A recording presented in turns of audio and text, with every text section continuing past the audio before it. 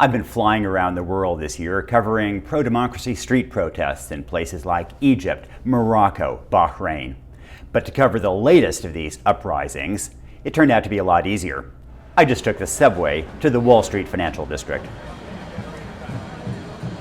I found hundreds of protesters have taken over a square right in the financial district. They come from all kinds of backgrounds. They seem to have all kinds of diverse demands. In some way, there's a little bit of an echo of the Tea Party, although these folks are mostly on the left. The protesters seemed remarkably organized in some ways. They have a little kitchen area with food. They have a media area. They have a welcome reception area.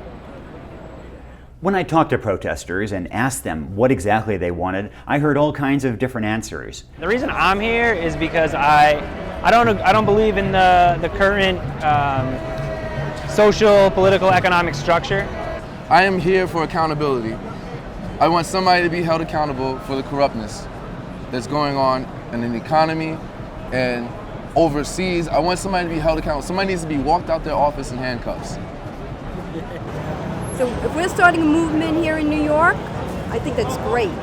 One woman I spoke with who works in the Wall Street area said she'd been passing the protests every day and finally somebody told her, join in.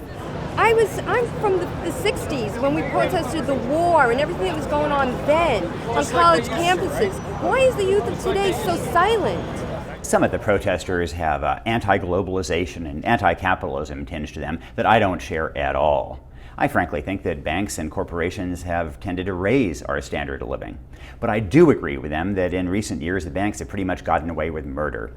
And since those protesters don't have a clear agenda or manifesto, let me offer some help. One remedy is a financial transaction tax. This is something that was named after a American Nobel Prize-winning economist, James Tobin. And the idea is to have a tiny tax on every financial transaction as a way not only of raising sorely needed money, but also to dampen speculation. Europe is moving in that direction, but the Obama administration has resisted that effort. It's time for a financial transaction tax. Another suggestion, eliminate the carried interest loophole. This is one of the most egregious tax loopholes there is. It allows some of the wealthiest Americans involved in hedge funds and private equity, for example, to pay much lower tax rates than average Americans with much, much lower incomes. We also need to explore whether it's time to eliminate the tax break for capital gains. Now, sure, there are reasons to have a lower tax rate for capital gains because we want to encourage investment.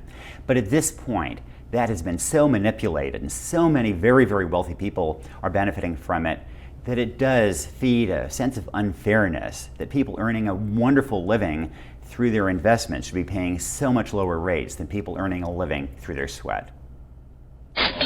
Another step forward is to increase financial regulation on banks to try to prevent the kind of system whereby banks take risks and profit from them, but when those risks go badly, the downside is socialized. We don't want to privatize the profits and socialize the risk, and that's the system that we've had now. So as the Wall Street protests gain traction, and as they bubble up around the country, I offer these suggestions to those protesters as a way of translating their amorphous frustration into a tangible program of changes that might make our financial system more accountable and more equitable.